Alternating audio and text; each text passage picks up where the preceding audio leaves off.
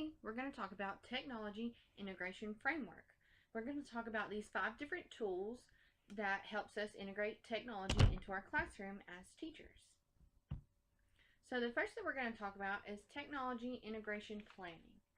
So in TIP, there are 5 phases. The first phase is to determine relative advantage. And so determining relative advantage means you need to know how well it's going to help in the classroom, or how well it's going to help the integration of technology is going to help your students, is going to help to further the learning. Phase number 2 is decide on the objectives and assessments. So for phase number 2, you need to decide what objectives will enforce what you want out of this lesson, and then you need to decide what assessments that you'll use to assess the lesson and the objectives within the technology. Phase number 3 is design integration strategies. So we're going to choose strategies that are tailored to our students' needs and our limitations of the classroom to be able to implement the integration of the technology in the classroom. Phase number 4 is prepare the instructional environment. So this means if you need a laptop, you need to get your laptop in your instructional environment. If you need to use a Promethean board, if you have websites that you want to use, all of those things, the materials that you're going to need that are technology based, you need to prepare those for your instruction. And then after you do all of this, the last step, phase number 5, is to revise integration strategies. So that's more of a reflection phase. So this is after you've completed everything, and this is just to say, what worked best and what didn't work at all, and what could use some improvement. So this model acts as a guide to help teachers to determine whether the technology helps the students to create, helps the students to create new learning experience. So next we're going to move on to the SAMR model. That stands for substitution, augmentation, modification, and redefinition. So the SAMR model, there are 4 levels to technology integration and student engagement. So here's a picture that kind of breaks down this SAMR model.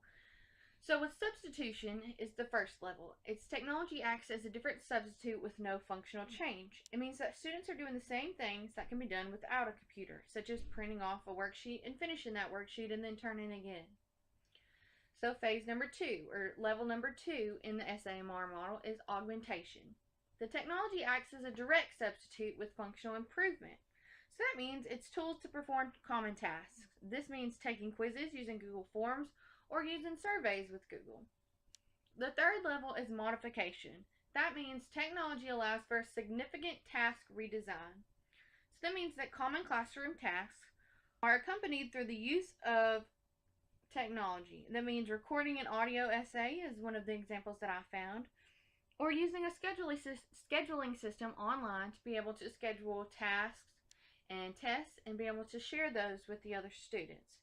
Modification is also a bigger step into the technology integration. So the last level within the SAMR model is redefinition. Technology allows for the creation of new tasks which are previously inconceivable. So this means technology is something that allows to do something that we haven't been able to do before. An example that I found is a documentary video, and with these students are broke up into teams, and they make a documentary video. They use outside sources such as various people, various websites to make their documentary video. And so this model shows us how technology will affect the students' learning and how it affects teaching. So when it broke down the different levels of integration, or how the technology is used in the classroom, that's how it shows the correlation within the students' learning, and also how it affects teaching, because with each of these different models, the teachers are teaching with different methods. So now we're going to look at the LOTI, Levels of Teaching Innovation. So the LOTI is a scale that measures levels of technology innovation.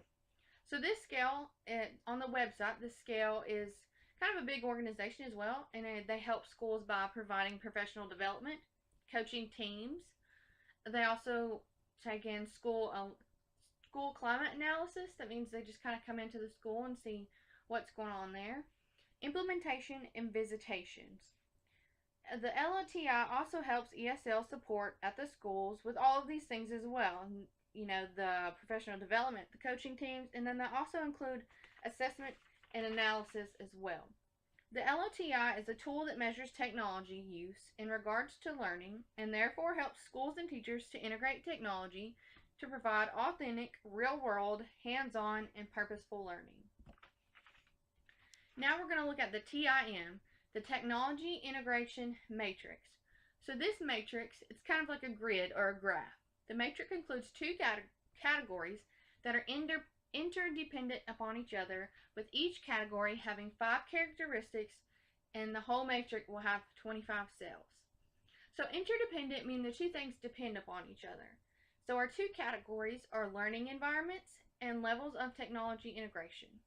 So within learning environments, we have active, collaborative, constructive, authentic, and goal-directed. With levels of technology integration, we have entry, adoption, adaptation, infusion, and transformation. So I tried to find a picture that would help to show this, but I couldn't find one that would adequately describe. So just picture in your mind for a moment a graph or a chart. And on one side is the learning environments, and on the other side is the levels of technology integration. So down the side on the left says learning environments, and on the top is the technology integration. So if you go to row 2, column 1, you will have the active and adoption. So this graph just kind of shows the difference. The technology matrix shows the evaluated levels of technology integration and helps to provide models of how technology can be integrated throughout the structure of the school. And so it shows if you have an authentic learning environment, you could, and it gives you examples of if your environment is authentic, but maybe you're in the entry level of technology integration, then it gives you examples of, you may look up tips, or you may find ways that would better help you to, do that entry of technology integration in an authentic setting. And so now we're going to talk about the TPACK. So the TPACK helps to break down the knowledge a teacher needs to best implement technology to enhance the learning environment.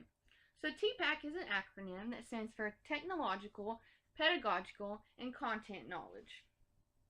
So these are just the different knowledges, or the different things that the teachers need to know to implement the technology. So we are looking at the technological knowledge.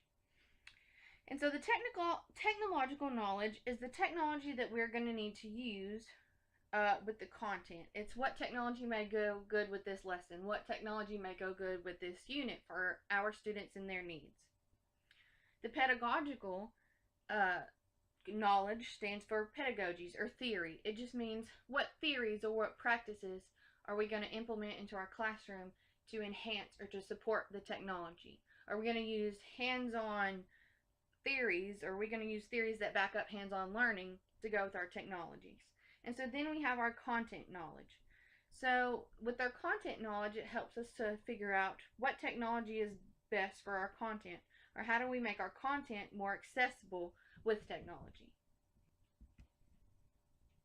And so here's the picture of our technological, pedagogical, content knowledge, TPACK. And it just shows the different circles of the technological knowledge, the pedagogical knowledge, and the content knowledge, and how they overlap. And so that is the technology integration framework.